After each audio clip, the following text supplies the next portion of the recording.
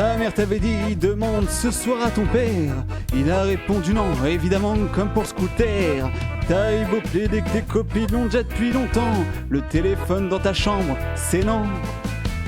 Tu quittes la table en hurlant, vivement que t'es 18 ans. Ça y est, ton père s'énerve, t'as gagné, tu peux être contente. Avec ta mère on serre la ceinture toute l'année. Et mademoiselle en plus voudrait une ligne privée. Tu claques la porte de ta chambre couverte d'autocollants. Une autre disturbe des hôtels accrochés à la poignée. Tu sors de sa cachette ton journal intime, aussi bien planqué qu'un livre de fion dans la piole d'un garçon. Derrière la couverture, genre David Hamilton, tu racontes entre deux larmes qu'un jour tu vas fuguer. Tu sors d'une cachette, un paquet de cigarettes, hyper light, mentholé que tu fumes à la fenêtre. Mais y'a Ludovic, et il t'aime, et tu l'aimes.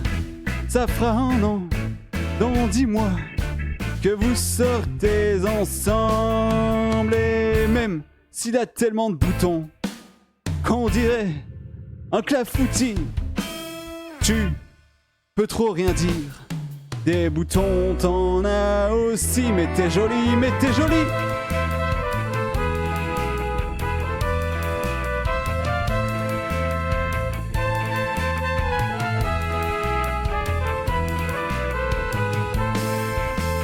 C'est vendredi dernier que ta vie a basculé.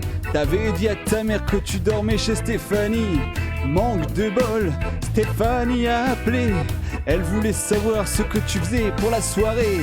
Vers 5h du matin, quand t'es rentré sans bruit, surprise, tes parents t'avaient attendu toute la nuit. Ils ont remarqué tout de suite que t'étais plus la même.